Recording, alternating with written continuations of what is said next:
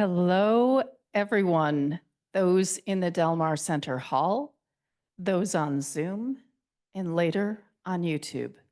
My name is Linda McCabe. I am the chair of the Sea Ranch Forum. Today, we're doing a joint forum with the Sea Ranch Archives Committee in remembering Matt Sylvia. Safety first, as always. For those in this room, if you need to leave, you need to leave the doors where there's an exit sign over it. The ones in the back won't do that for you.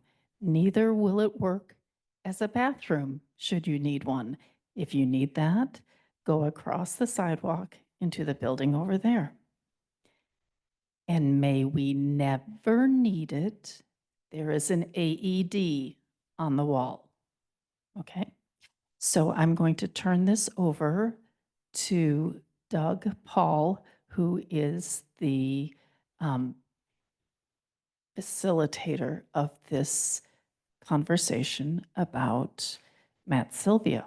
Thank you. Thank you, Linda. Well, first of all, welcome, everybody. You might wonder, well, where did you get the idea to talk about somebody who is passed on, 20 plus years ago now? And there was a forum in this very room, probably 10 years ago now, honoring the anniversary of the construction of the chapel. And the builders were there, and the architect that were instrumental in that happening. And it became just a sort of a free spirit conversation. Oh, I remember this, you remember that. And it was just really a fun event. And I said, well, gosh, since Matt Sylvia is gone, it would sure be nice to have the next best thing, which would be an oral interview of people who knew him and told stories about him. So that's what we are attempting to accomplish today. What we did was to interview architects that worked with him and fellow contractors, some apprentices, carpenters, and homeowners that engaged him to build for them, and also just friends, I guess you'd say. He was in this area for a very long time, and so I had many friends. From all of those interviews, which were recorded and videoed, that'll be part of the archives, they will be available. One could watch those if you're interested. From this group, we chose for panelists Don Jacobs, a FAIA architect that has spent a lot of his time at Sea Ranch, although he lives in Southern California now. We're always happy to have you back here, Don. Good to be back. And he very generously is providing the archives with a lot of his records, which we appreciate. Scott Smith, representing the homeowners, they engaged Matt to build for he and his wife. And Scott, I'll let you tell that story on your own.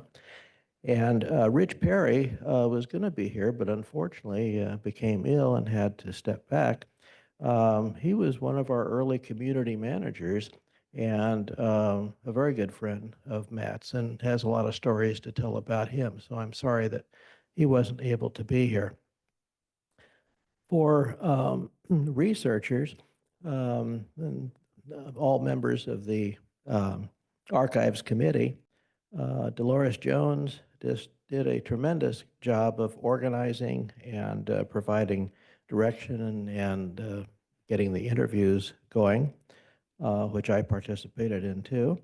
And Linda Kennedy is our main archivist, did a wonderful job of digging things out that we needed for photographs and what have you. Ellen Rosenfield did a lot of the technical side of the recordings and all. And Jennifer Terry pulled together the slideshow and this brochure you have in front of you, and just did a marvelous job sort of behind the scenes. So Jennifer, thank you very much for that. and her comment was, which I think is worth passing on, that she learned so much. She's a fairly new member of the Archives Committee, and what better way to learn about this place than to be involved in the archives work? And so consider that a plug if you're interested in this kind of thing. We'd love to have you consider joining us as a member of the committee. We do need additional people. So with that as background, I think it'd be worth mentioning who we did interview. Um, Don Jacobs and Scott Smith, obviously, and Rich Perry.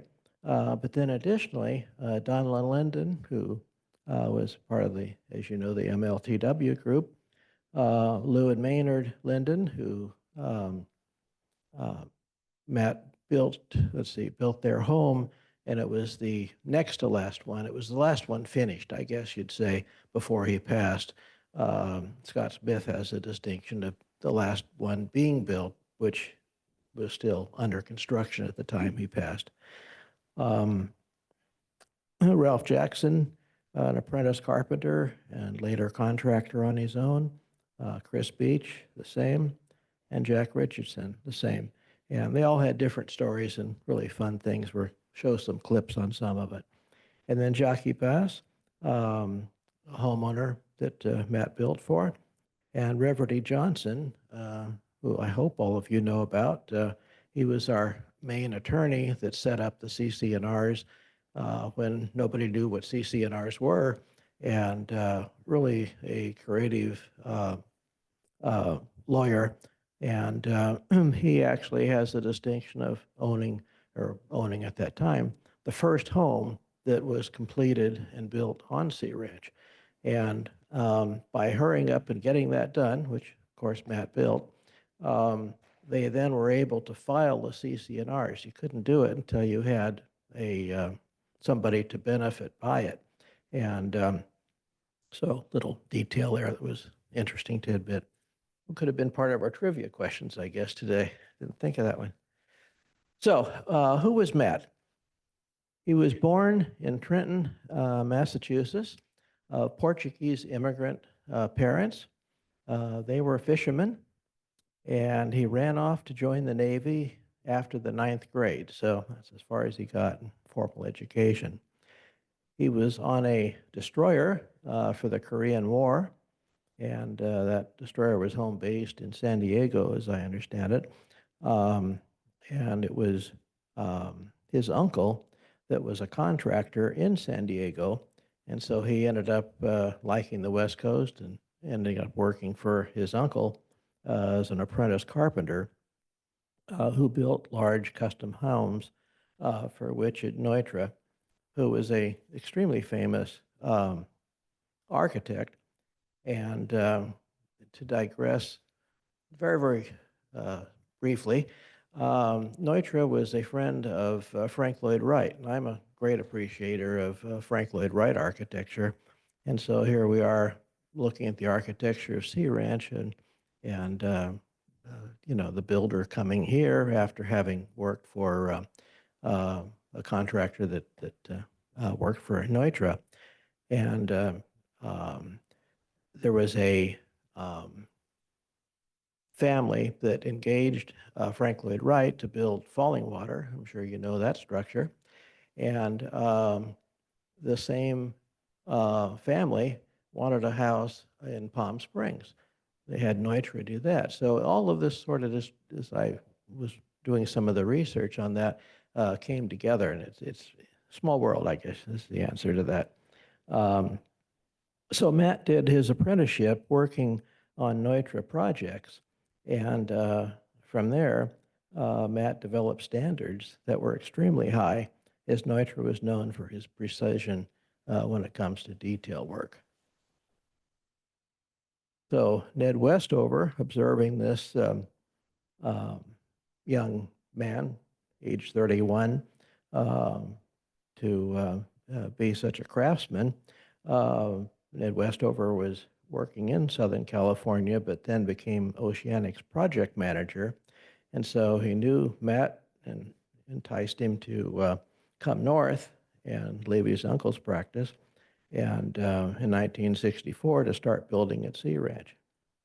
And their first job was a store and a restaurant, which is the Lodge building, of course, now, and four condo units and four of the Esherick demonstration houses. And all of those to be built with a total budget of $125,000 and a one-year deadline. And the job was finished on time, even with a late start due to bad weather, and on budget for Oceanic's grand opening May 8, 1965, in a huge tent that was erected on Black Point.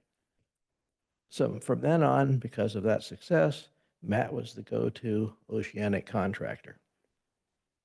And as you'll hear from our panelists, Matt was a builder who was an artist. Instead of just building what the plans say, if he saw that they could be improved, he suggested that. And often the architect would say, yeah, I think you're right. Let's do it your way. And that camaraderie and collaboration, is just something you don't see very often. It's not your typical contractor to hurry up and get it done and stay on budget and move on to the next project. So anyway, he was 100% bought in, if you will, to the Sea Ranch philosophy of environmentally sensitive land development. And Donlin even made the comment to us in one of the interviews that if it were not for Matt, he doesn't think Condo 1 would have successfully been built. That's a pretty strong statement.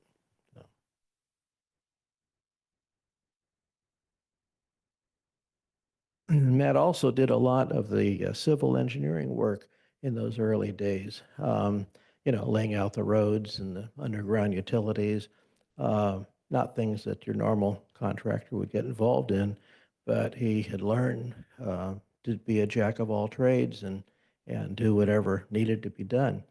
And so again, would Sea Ranch really gotten off to the start it did without that kind of a person or people to make it happen. So just to sort of summarize the beginning, there's a quote from an interview that Matt gave in the 1993 soundings saying as follows: "We had a lot of fun in those days. This was a wild and woolly area. There were 3 lumber mills here, and every night the Gualala Hotel was filled with lumberjacks and fishermen and us. You could get a room for $3 a night then, but you could never get to sleep before 2 a.m. because of the noise from the jukebox and the dancing and the fights." So I'll stop at that now, and hopefully that's enough background. And Don, would you like to start off Sure. our? Don Jacobs here. My association with Matt started in before 1970, but then I actually moved here in 1970 and leased an office from him at 1000 Annapolis Road and maintained that office for 16 years. So Matt's office was upstairs and mine was down, and so I saw him almost every day. He built quite a few houses that I designed, and he was one of those people that had a lot more to him than what you saw when you just looked at Matt. And I'm going to give you a secret that nobody else really knows except this room, that Matt, in all honesty, was a fashion leader. If you think about it, in the 70s and 80s, almost all men shaved every day. They tied their shoes, and they didn't wear plaid shirts. Well, Matt was way ahead of that becoming a fashion trend in the 90s and the 2000s. So that was his kind of standard uniform, especially the no laces in his shoes. He was always getting ribbed about that, but he was always would laugh it off. When I saw this coming, or was asked to be a part of this, I started writing some things down. So I'll just run through some of them. He was friendly. And then I said, mostly. There were times and people that for whatever reason, he did not connect with. But mostly he was. He was always willing to share. He had a great laugh. His truck was a disaster, as were his job sites. Usually 2 to 3 inches of paperwork on the dashboard. The job sites were like walking through a minefield to get to the house. But when it was all done, it was perfect. And he would wait until the very last minute to clean everything up. And that you just knew that's the way it was going to be. His punch lists at the end, as an architect looking back, were not much different than any other contractor. But as Doug said, he could take any architect's drawings and make a better building than what that architect designed. And I have to say that with all humility, because it happened to me. And I think that's one of the reasons Bill Turnbull was so devoted to Matt and used him almost exclusively. He had an eye for design, and he would often say, what do you think about this? Yeah, you're right. It's better than what I did on the drawings. Or if he felt strong enough, he'd just go ahead and do it and then call you over. So either way, it worked. Had great I have some fabulous houses as a result of Matt working on them. He was always willing to help and share with others, and he basically set up all of the contractors who have built most of the houses on the ranch, teaching them. I think this is one of those points in time when the right people all came together. Young men coming up here, people leaving the lumber industry, coming to work for Matt, learning from him, and then going out and taking that knowledge and creating their own contracting businesses. He instilled the loyalty in his clients, but for some, he was too much of a diamond in the rough. I could see this when I would introduce him to clients. Some connected with him immediately, and others were, I don't think this is going to work kind of thing. So that is just the way it was. And he was, shrug his shoulders, said, well, okay, that's fine. He really didn't like drywall. He was a woodman, wood. He would put wood on everything if he could, because he could make it, I think, feel better, make the house feel better. He was a good friend. He was always there when you needed someone. He was my landlord, as I said, for 16 years. I don't recall any issue that we had, he and I, that wasn't quickly resolved in a satisfactory manner, which says a lot for 16 years of working together. But you'll hear from others, and perhaps you can detect your relationship with Matt was depending on your role in the arrangement. For me, he was my landlord, but also I was a person who could provide him with work. So we rarely ever had, I don't think we ever really had an argument. We'd have discussions, but that wasn't the case with people that worked for him. That was a totally different situation. He was a taskmaster. So, and also, I don't think you covered it, but Matt, at the very beginning, when the infrastructure all had to be started here and everything, he was right in there with Ned Westover and I'm sure Al Boki and everybody getting that organized and getting it done. So he wasn't just a contractor who did great work. He went beyond that, and I always admired him and certainly miss him. I think I'll turn it over to Well, maybe what we Dolores, huh? could do is just adding upon what you started and to talk a little bit about, well, what's pretty amazing is that he was the contractor for all of the oceanic properties. He was the contractor for all of Turnbull's work. And when you look at what he did the lodge, and he did the Ashrick demonstration houses, the condominiums, Moonraker. As you add up all the things he did, as well as about 200 homes here at Sea Ranch, he really was the builder for Sea Ranch. And as we did the interviews, we kept hearing people telling us, if it wasn't for Matt Sylvia, Sea Ranch would not be what it is today. It would be someplace different. And one of the things that I found that was so interesting in talking to some of the interviewees, that it was at a time, you gave me the idea on this, when the mills were closing down in Gualala. There wasn't much work. And, how do young people find, young people, old, how do you find work here in a region in which the industry, which was lumber, is closing down? And the work to be found was at Sea Ranch, and it was building. It was, Sea Ranch was, they needed. Okay, thank you. I'll just get a little closer. Is that better now? Thank you. This is where men could find work.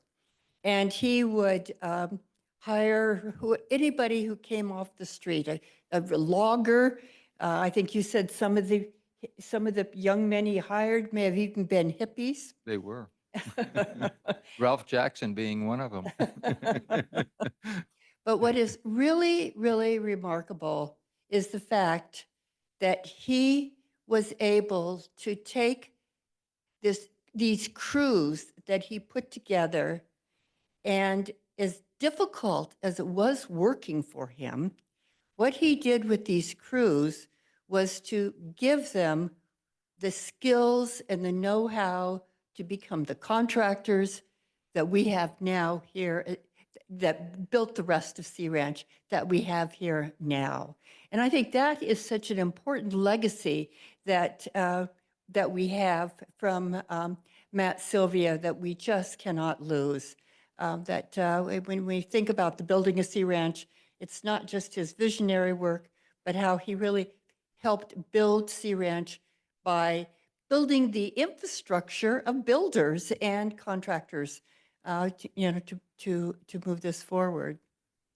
And I know that Scott, you were telling us that as you were looking at having your house built, you engaged in one aspect of his personality, and you just weren't quite sure how it was all going to come together.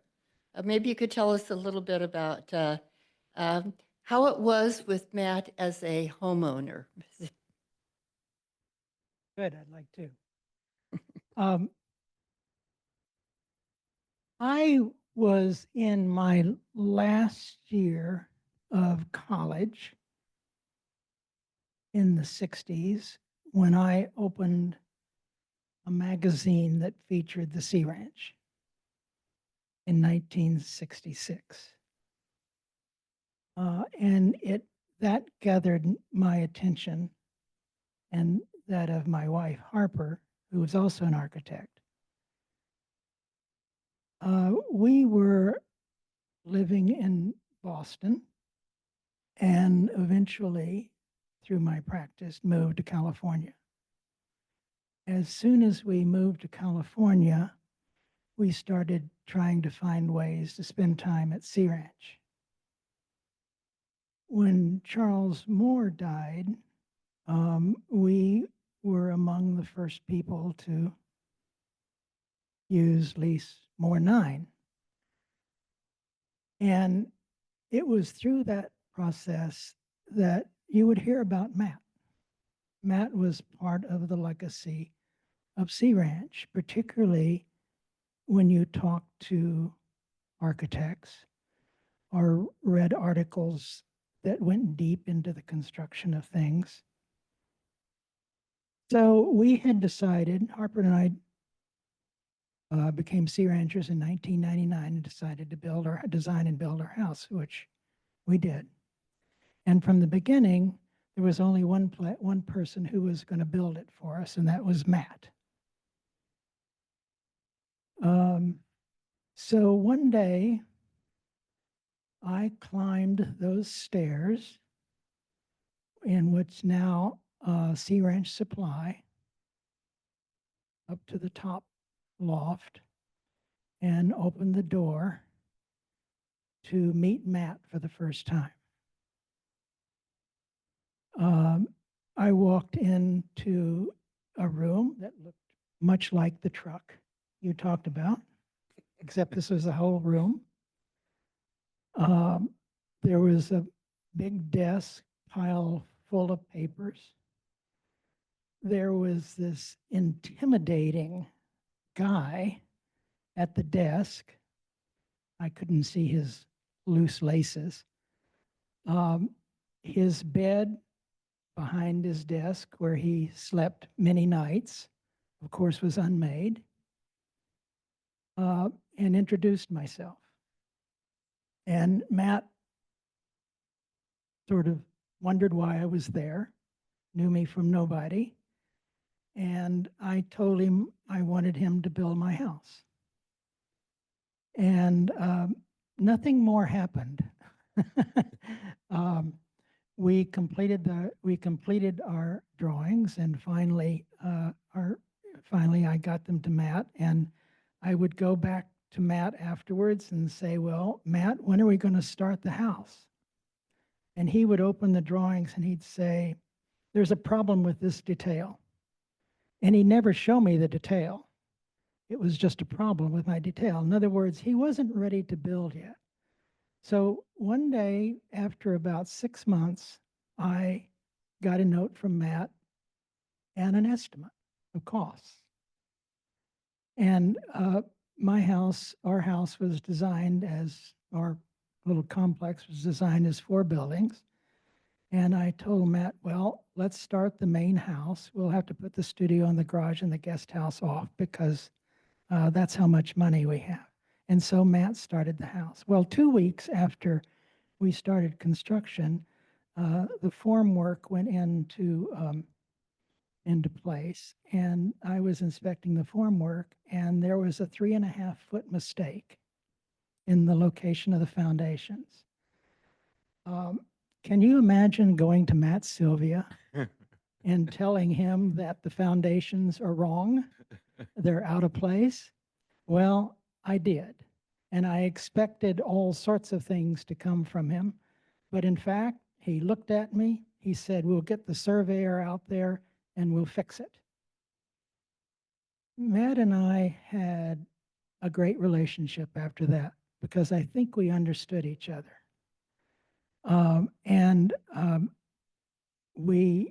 As he continued to do foundation work, he advised me that I needed to build my guest house.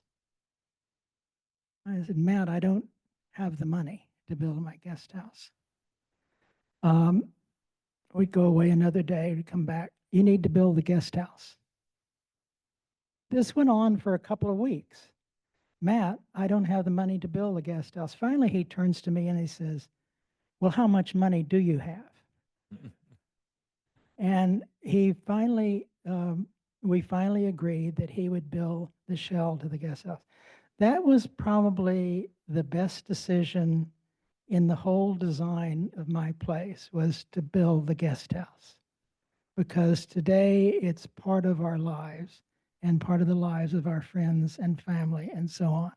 And I attribute that to Matt.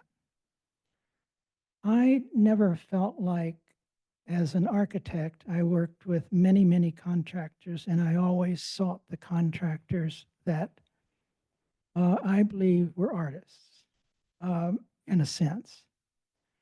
And I learned that about Matt. And I turned to Matt on many occasions for his advice on how to do something because I knew he would know how to do it. He never let me down. Matt died about halfway through the construction of my house. Construction was a joy, if construction can be a joy, up to that point. Unfortunately, it went to someone else to complete the house, and it was never the same. In the first 2 weeks, I had a change order on my desk for a lot of money, and it was very difficult after that. So Matt was a person of not only skill, but of integrity, I felt, because he was going to build that house.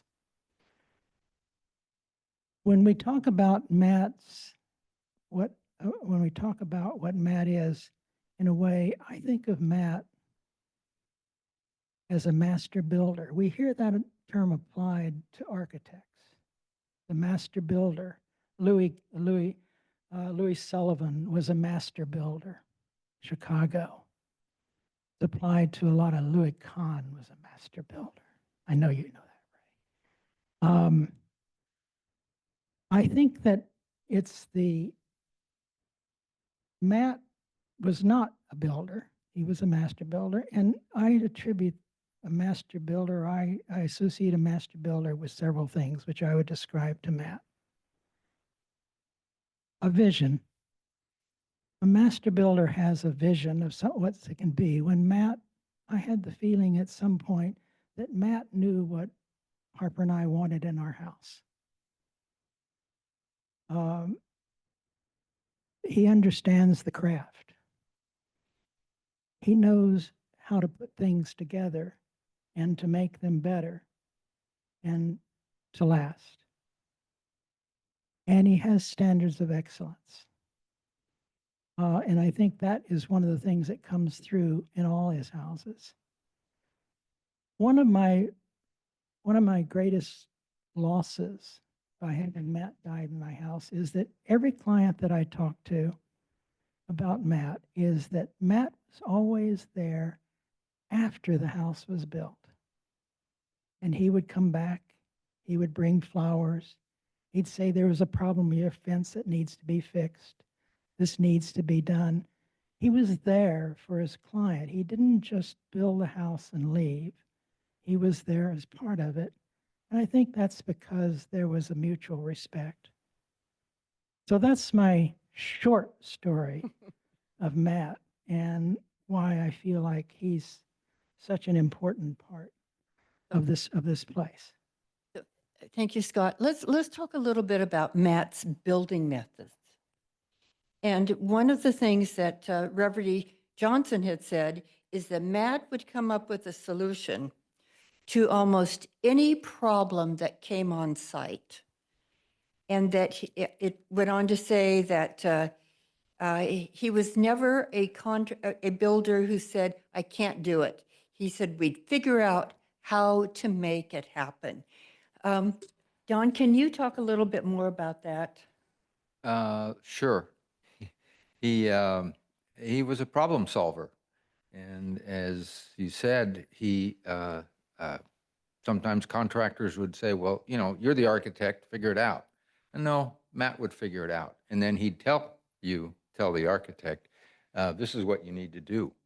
And some architects, perhaps with larger egos than me, didn't like that. So there was friction, could be friction there. Architects generally don't like to be told that their drawings could be improved by a contractor. I mean, that's just not in the architect's nature. But when you got to know Matt, you knew that it came from the heart, that he wasn't trying to make you look bad. He was trying to make the end product look the best it could be. And I have so many satisfied clients that worked with Matt. Did they have a little bit of rough going along the way like Scott did? Of course they did. But that happens just about with any contractor. But with Matt, the end result was always worth whatever little issues came up during the process. And I would always warn my clients that, we're starting this adventure together, and it's a three-way adventure. The architect, the owner, and the contractor. And if we work best as a team, we'll have the best result. And you can count on some hiccup somewhere along the line. So we hope it never happens, but it almost always does. So when that does, I'll remind you of this conversation. And, so lay the groundwork and warn people. Sometimes there were little issues, sometimes like the foundation's off 3.5 feet, they're a major issue, but you work through them. And Matt was always on top of it when that happened. So one of the stories that we heard from several different people we interviewed was the challenge that came with building the condominium. And it was, how do you make this post and beam construction work? And as they were trying to figure that out, apparently the project structural engineer, Patrick Moray, was out of town. He was gone in Europe or someplace. And he had come up with the idea of a metal plate that would hold these beams together. And as they were trying to figure out how do we move this forward, Matt said, don't get the engineer involved. That will take forever. Let me think about it and take care of it. And he thus came up with the circular disc, whatever that may mean, in putting together this post and beam construction for the condominiums. And apparently that was a real challenge, because we heard about that from Linden, Donald Linden. We heard about it from Reverdy, from other people. But this may be a good time to try our first video. And so let's get the video of Jackie Bass, Jenny. This is an excerpt. We have a few excerpts of the videos that we took. Now, the videos were taken just to, help us document the interviews. But as we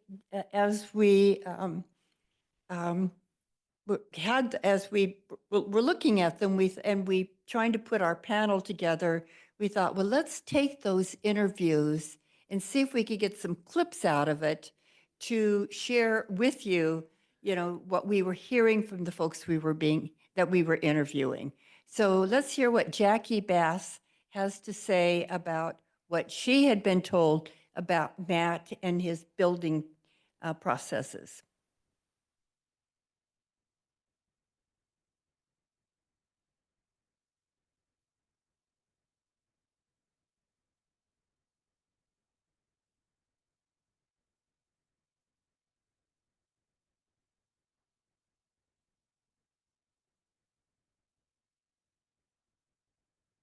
The first one's always a challenge. Work out the.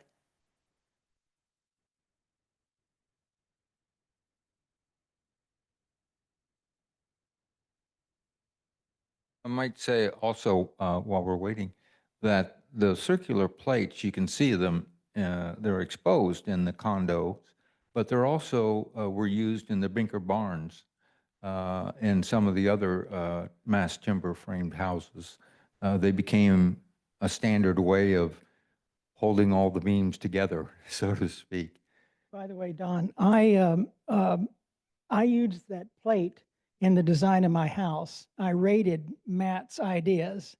So I'm sure he was thrilled to see that, but I had a rather complicated truss in my house, and that was the solution. And I didn't have to have the engineer do it. Nope. Great. Yeah, I could mention too that the slideshow that you've seen will be repeated at the end of this meeting. There's a number of those plates that are shown, especially the Binker barns. The kitchen had one and several other pictures. So I always think of Matt whenever I see one of those plates. just to describe it, it's a half circle. And what that does for you, it allows you to come into the joint at any angle.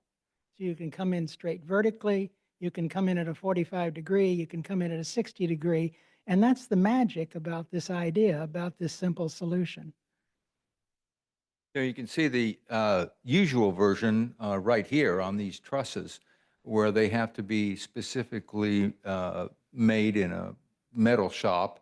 Well, with Matt's method, you just cut it out on the job site and punch holes in it, and you got it.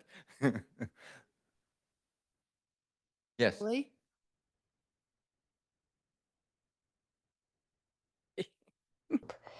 And because of that, I knew how key Matt was to the development of some of the details in the condo, as well as in the lodge, where the reveals around the windows, Matt lifted from Neutra, who he worked with down in LA. And so, it's just those interesting connections are often human that allows an architectural vocabulary to spread. So Matt really was a very key person. And Charles told me that Matt really was the one who figured out the sort of inside out construction method of the condo, where you first put up the beams and then you put up the inside and then you put up the outside, kind of the opposite of how building is usually done. And yeah, So Jackie, could yes. you just repeat that again? So he figured out how to, what you were just saying. Well, the condo was really the first real post and beam building, I believe. And it was Matt, who I think was the contractor for everybody at that Yeah, time. yeah, he was. Yeah, who figured out how to make that work. Of course, it's originally barn architecture. And,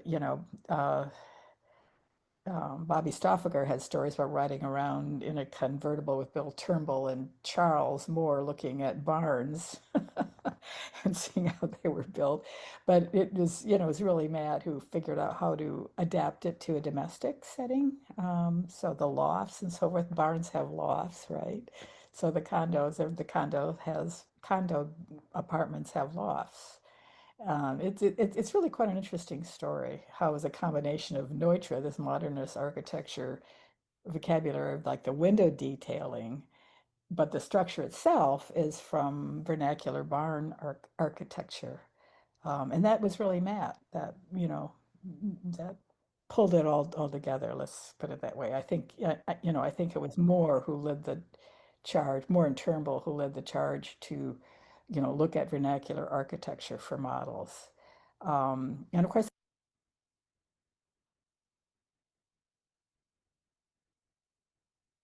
Okay, I think that's Jackie. that is part of that group. And because of that,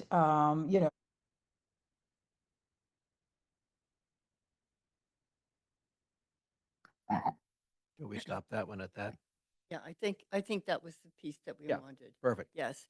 I hope you're able to hear it. Okay, the sound, it sounds a little up here, echoing. Well, since we're hearing others talk about building, our interview with Lou and Maynard, Linda gave us a kind of an interesting perspective. And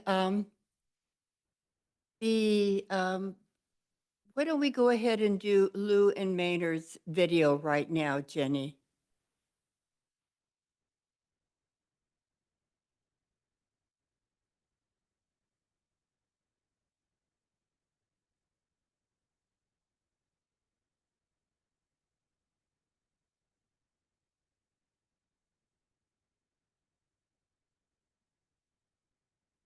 Um, Yes. Yes. how did we fix the foundation problem?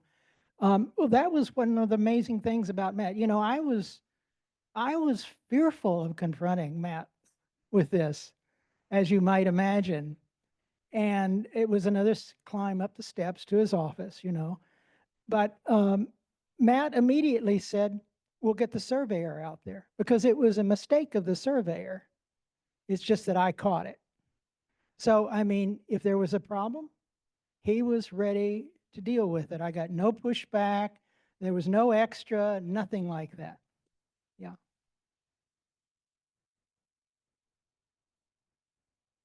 No, the property lines were right in the place, but when he laid out, when the surveyor laid out the site, he made a mistake in the measurement back from the property line.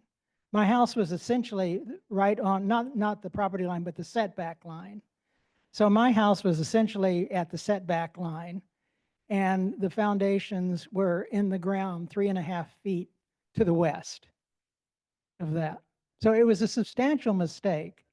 And it was one that could be, I saw it immediately once I got to the site, but Matt took it almost in stride.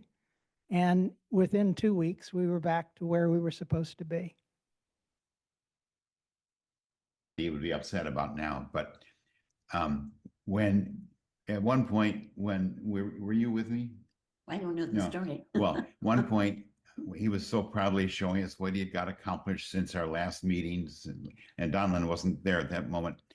He said, nobody will ever measure, but I added a few inches to the height of the house for you. It was more like a few feet. No, it wasn't. No. It was like 16 inches, but Well, okay. But anyway, he loved to tell us that story secretly. He said, nobody's ever going to come out and measure, but it's a few inches higher than what the drawing showed, Right. what's allowed. the other thing that was funny was that we were able to grandfather in our wood burning stove. And the way that we did that was that it was made with a small cavity at the top that you could actually bake in. And so Matt put it through as being a cooking appliance or something. With the county, yeah. Yes, and he made a special point of getting a thermometer to put into that So the cavity. inspector would see a thermometer and, oh yeah, that's a baking Right. compartment. And then Lou wants to tell you about the roses. So the last thing that when the house was finished and they were all, it was buttoned up and done, Matt gave us 2 rose bushes. And though one of the 2 is still there, so this is now, we finished in 2004. So this is a 20+ year rose bush. But up in his office, up in Annapolis, he had rose bushes. Yeah. And he dug them up and. The Portuguese love roses. They're all over the country, and that was his little sign-off gift. It was lovely. I don't think we were the only client he gave No, roses to. I'm not saying that. I think that So was you the think- standard gesture. Did he give it to other clients, do you think? I think We so. don't know. No, I think so. I suspect so. But you might want to talk with Jackie, because Jackie was very involved with him, his building her house. She was very interested in what was going on. So I think, and she's here. So actually, he did give roses to other people. And he also gave rhododendrons, which you'll hear about in a few minutes. But one of the things that when I talk, Lisa Dundee was here a few minutes ago, wasn't she? Okay. Well, so Lisa was, one of the things about Matt was, don't tell anybody, we don't want Lisa to find out that, he built the house to get taller than the plans.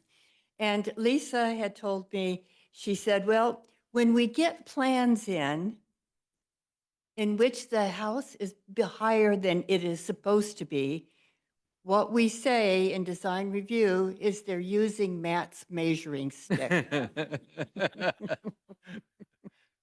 So what other stories do we have about Matt's building method and his creativity in building and putting things together? I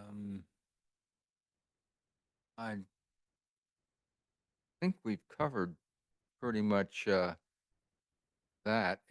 One of the things he was his methods were not hands-on. Matt was, I never saw him with a saw in his hands. He had great people that he had instructed and or knew how to do the work. But he would either point him in the right direction or point him to the details and the drawings to take that's the way he wanted it. His other it's okay. His other great thing he loved to do was run the equipment. You know, he loved to get on a bulldozer and push things around, whether it's a pile of lumber or whatever. This is the first thing you're supposed to do. Yeah, is to turn over your I cell know. phones. Sorry. Yes, it happens.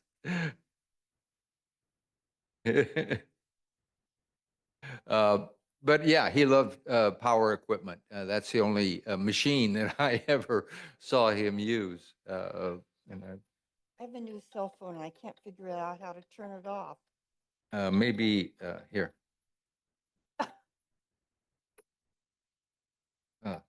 Could I, Dolores, could I Yes. just relate something else to your? Yes, go ahead. I turned As the I volume said, down, but it doesn't go off. I'll try to speak over the tune. As I say, um,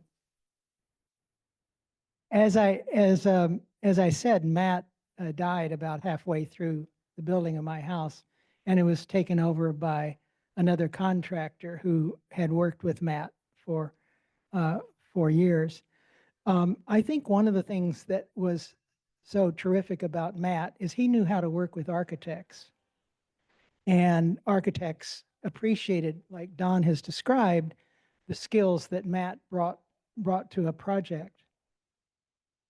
I think that that's unusual, and I think that's part of the master builder. When my house was completed and I went back to see the contractor to just close out things with the contractor, he turned to me and said, as I was walking out, "I'll never work with an architect again." Whereas Matt was just the opposite, working with Turnbull, MLTW, Don, a number of architects around here. And that was because there could be an interchange. The other contractor really had nothing to offer, and I was a pain in the ass for him.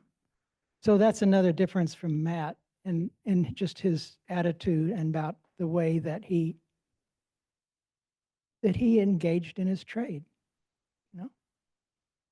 I think we're going to run out of time, so I want to mention a couple of things that are just maybe not in sequence here, but still worth knowing. Matt didn't just build at Sea Ranch. He also, especially during the building moratorium, where the Coastal Commission was in our way, did other construction, for example, in the winery business. And there were several winery owners that lived at Sea Ranch, and Matt ended up building for them or helping them, including, I think Don was telling the story of Matt's family lived in Santa Rosa. They didn't find Sea Ranch desirable to them. And so Matt would work here during the week and then go home on weekends. And that's why the bid that Scott mentioned in his office. He would also be happy to go up to the winery that was under construction, the tasting room or the some of the facilities, and then come back here. And so he really was hooked in the building trade and loved doing it. And then, Don, you were starting to say he loved driving the heavy equipment, the earth movers and what have you. And one of you can speak to the fact that when he was nearing the end of his life, he was on oxygen, and he carried the oxygen tank around with him while he was working, including having it on his Caterpillar tractor with him, and still doing the work. Yes. He Didn't built want to digress, but the Cake Bread get those Winery things was in. Doug was one of them. He did Turnbull's and Reverdy Johnson. So 3 of them that I know of. He may have done others, but yeah, he did at least those 3, which are quite major projects. Well, speaking of Reverdy Johnson, let's see if we can listen to his video. And it's a story, one of the Matt's stories that we'd like to share with you. And then I think we'll talk a little bit of feedback that we've gotten from those who've worked with Matt. And then we'll open it up for audience, if you have anything you'd like to say, folks in the audience, to add to our discussion. Rough around the edges. We hear stories of his Friday night loudness in the lodge, where they had to put up a glass wall to keep the noise out of the dining room, etc. And he was one of the people who was there with Yeah, you him. were one of the people that witnessed that, probably. Yeah. What fun stories can you tell that come to mind about Matt as a person? I'm going to pass on that. See, they won't ever, Yeah, they get to a that's certain what we're point and then people stop yeah, talking. that's what we're hearing from everybody. Was he part of the, when there was, remember there was like a group of motorcyclists that were coming up? Was Matt part of that? No, no, no, no, no, stopping? no, no, no. Matt was the guy who was prepared to stop them if necessary. Well, that's what I meant, Yeah, but he yeah. was part of that. Yeah, no, he was,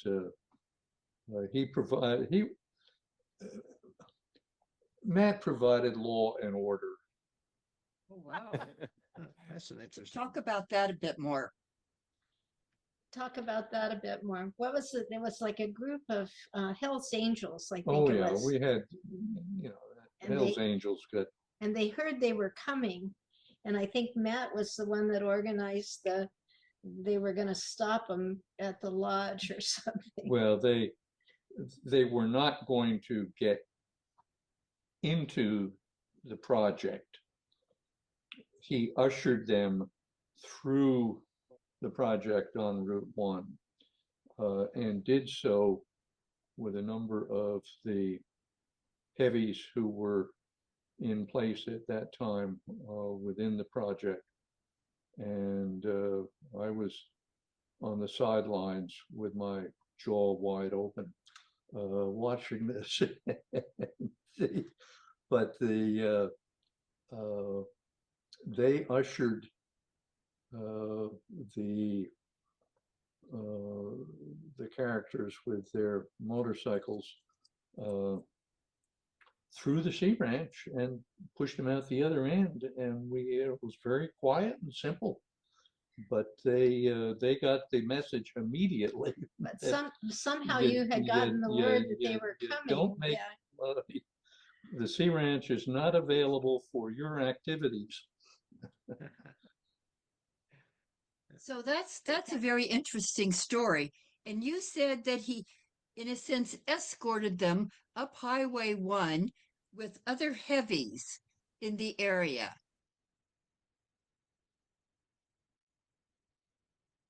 I guess that's the end of the interview.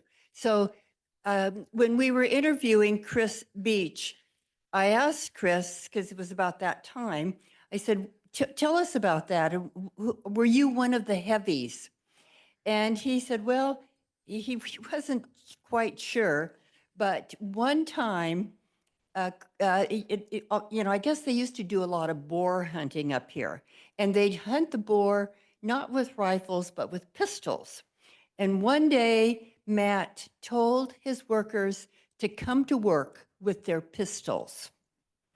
And he said, we never really knew why, but maybe that was the day in which, he needed to show that he had heavies back here around them to be able to support his words, getting folks out of there. I want to, before we kind of wrap things up, do share a little bit. I think as we were doing the interviews, we heard all of these really, really terrific things about what a magnificent builder and his visionary work and how he could take anything and just, he never had a problem he couldn't solve. And we heard, an awful lot of accolades around Matt. And then we started talking to folks who worked for Matt. And we learned there's another side to Matt's story. And what we learned was that Matt, as we did the interviews, we found the architects, the leaders of the building of Sea Ranch had a great deal of respect for him. And everyone, of course, knew of his boisterous mannerisms. But the other side of the story was what it was like to work for him. And we learned he was very hard on nearly all his workers. One of his apprentices told us that he began working for Matt right at the very beginning in 1964. And this apprentice was only 18 years old at the time. And he became a successful local contractor and architect, but he began as a ditch digger, working with electricians, the plumbers, carpentry, roofing, painting. The good part of my experience with Matt was that I got to do every phase of construction. The bad part, every day I thought it was my last day. I was going to get fired. There was always a lot of tension, and you never knew where you stood. But he also said the good part of the bad part is that it taught me everything I didn't want to do when I became a boss.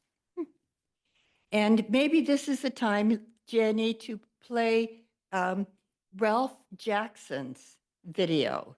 Ralph Jackson was also an apprentice with Matt, and he went on to build to have his own construction firm and being a very successful contractor here. And let's see what what Ralph had to say I don't know about how to him. answer that question. I'm going to just say that a lot of people work for Matt, and a lot of people went out on their own in the early years because there was no other contractors around. And I don't know. Yeah. Listen, I hold Matt in very high esteem. Trust me when I say that. I mean, I love Matt. He was very good to me, but he had this he had very crude methods of teaching. I mean, of yelling. He was a yeller. He would yell a lot. I didn't like to be yelled at. Nobody yelled at me when I was growing up. Matter of fact, yeah.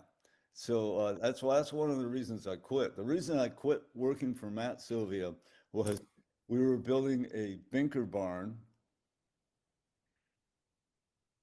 Long Meadow, I think, the last binker barn. And the owners were supposed to be moving in for Thanksgiving or Christmas. I forgot which one. But of course, Matt was always behind the 8 ball. He was always late. And we had the guy in there putting the carpet in. We had Robley Duncan's dad, old man Duncan, putting stone up around the big stone fireplace. We had the PG&E trench dug, and we were pouring the front porch. And I had to I was wheelbarrowing concrete in a wheelbarrow over this trench on a 2x4, 3.5 inches wide, trying to go across, and the thing slipped off and the concrete all fell in the ditch, and he started yelling at me and calling me bad names and stuff. I said, this is it, I quit. I'm out of here. Nobody talks to me like that. I got in my Volkswagen bus, and Matt goes, well, then go to the office and get your check. And I'm going, I'm on my way. So I go up and got my check, and I quit. But we were still friends. But we were still friends. Yeah, we were still friends. So, and matter of fact, I'd buy my cabinets from him, and then he started selling lumber, and I'd buy lumber from him, and we were still friends. He knew he crossed the line. Well, he also, you were saying that when you were working for him, because you were the most junior of the Mhm. crew, he would have you go out and do other things for him, like Yeah. digging the rhododendrons from the forest to plant Mhm. into.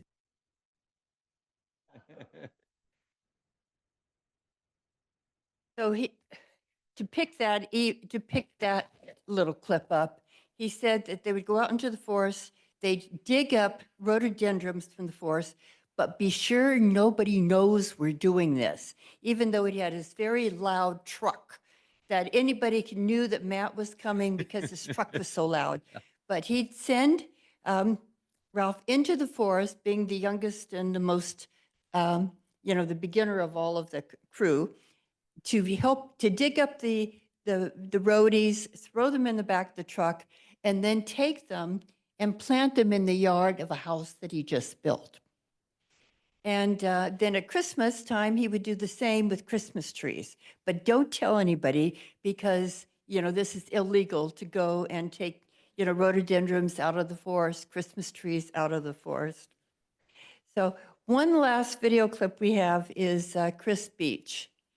And it's another little clip about what it was like working for Matt.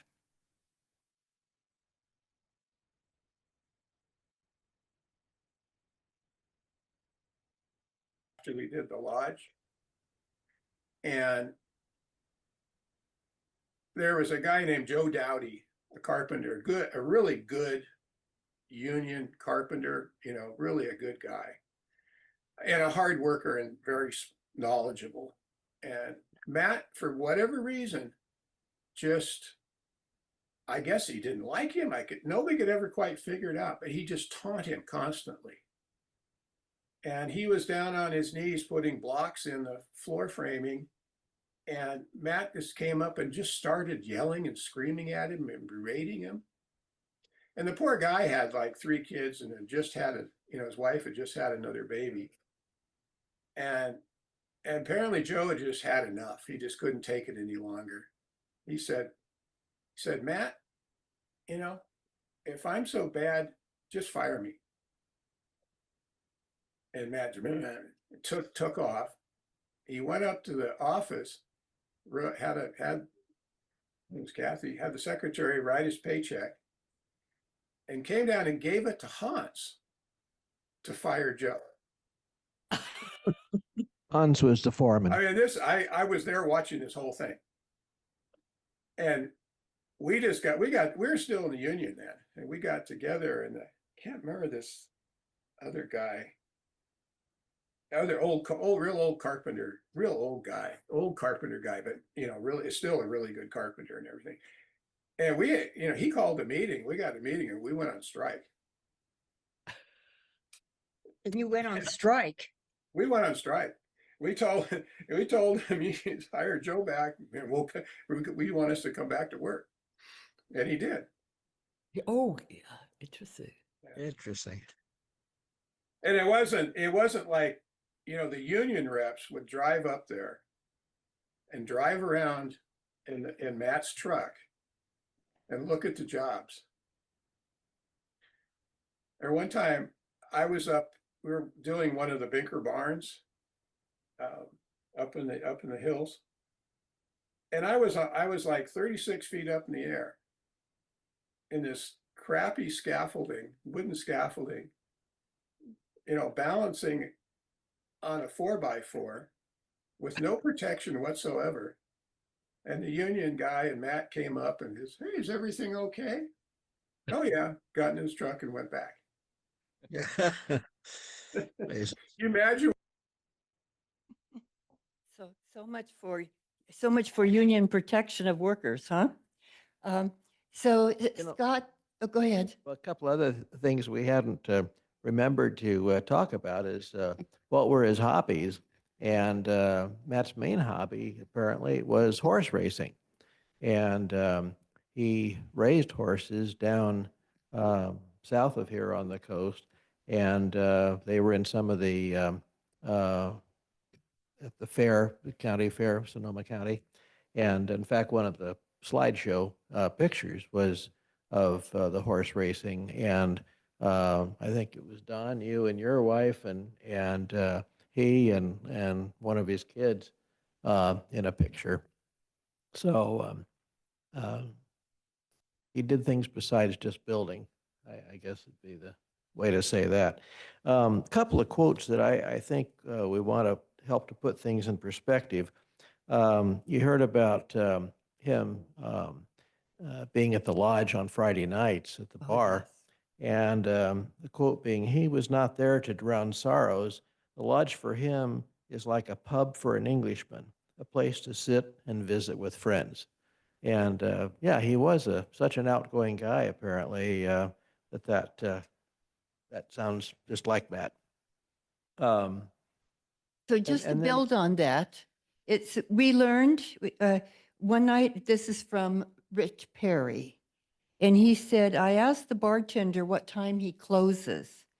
And the bartender's answer was, whenever the first chair goes over. In other words, the first person being drunk and falling off the chair, that's when the bar closes. Sorry to interrupt there, but that was. That's good. I'm glad you did. That was. And then just to try to understand this two sides of his personality, you'd think, well, maybe he didn't like people working for him or something. But in this interview of Matt in the Soundings, 1993, one of the questions was, well, does Matt does he resent the fact that his former employees have gone off and become contractors and are successful and now his competitors? His answer, it's all in italics here, hell no, I'm proud of them. I think I accomplished something teaching those guys. I'm proud of what they've done. After all, I figure if they went to Matt Sylvia's College of Construction, that's not too bad for a guy with a 9th grade education, is it? So, Yes, that was a that's a good nice quote that we high wanted note to wrap sort of things end up. the, Yes. So Scott, did you have anything else you would want to say about Matt before we close off? I And think then- that last quote was interesting because you might know that in the Renaissance and beyond, in cities in the United States and in Europe, there were guilds, and it's known that Michelangelo had a factory of artists that worked with him, and his success was this. His success was his leadership and his ability to convey his craft. And to me, that and of course, Michelangelo's acolytes went on to become great artists as well. I think that quote really is really apropos to Matt. And I can see him making that comment that he is the University of Matt Sylvia Construction. Yeah, that's great. So we'd Thank you. be delighted to take questions from the audience. If anybody has anything either to say or to ask about. Everybody's eager to get to their cocktail hour, I think.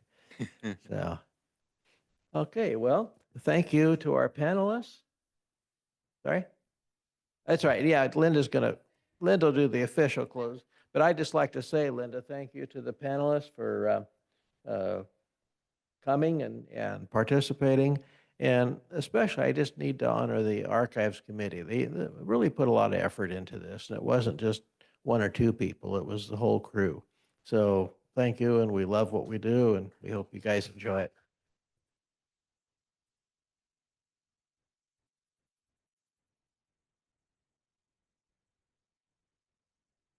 Okay, and this is to close out the meeting. At the beginning of the meeting, there was a slideshow that Jennifer Terry put together, and I'm going to have her share her screen and show it again, and I'm going to turn the audio off here. I didn't think that starting a video with no sound would work for the people on YouTube. So now you can see the sharing of this slideshow that she had. And I'm going to thank you for coming. Thank you.